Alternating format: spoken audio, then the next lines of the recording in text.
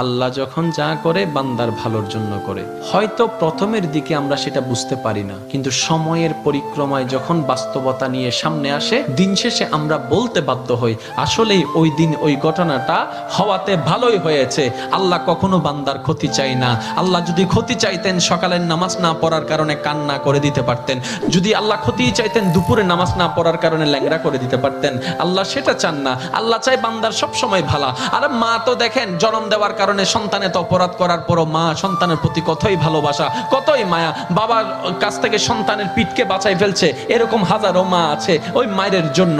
কিন্তু আল্লাহ পাক রব্বুল আলামিন বান্দার উপর কতটুক ভালোবাসে দিয়েছেন সেটা আমরা বান্দারা বুঝতে পারি নাই বলে শয়তানের ফাঁদে বারবার পা দিয়ে আটকাই যাচ্ছি। মনে রাখবেন, মনের মধ্যে কথাটা বসাই ফেলবেন, আল্লাহ যখন যা করে বান্দার ভালোর জন্যই করে। একদিন না একদিন সেই ভালোটা আপনার বিবেকে এবং মনে প্রমাণ হয়ে সামনে চলে আসবে। আমি বুঝাতে চাচ্ছি আমাদের সাথে সবচেয়ে কানেকশন কার বেশি ভালো থাকতে হবে, বান্দা হিসেবে আল্লাহর, উম্মত হিসেবে নবী রাহমাতুল লিল আলামিনের। এখানের ভিতর যে কেউ চাইলে জীবন সাজাই ফেলতে পারবে। আমি বলছি যে কেউ, anybody, you can do it, not impossible. Because impossible শব্দটাকে যদি একদম ভালো করে গভীরভাবে দেখেন, সেখানের ভিতর আপনি আশ্চর্যভাবে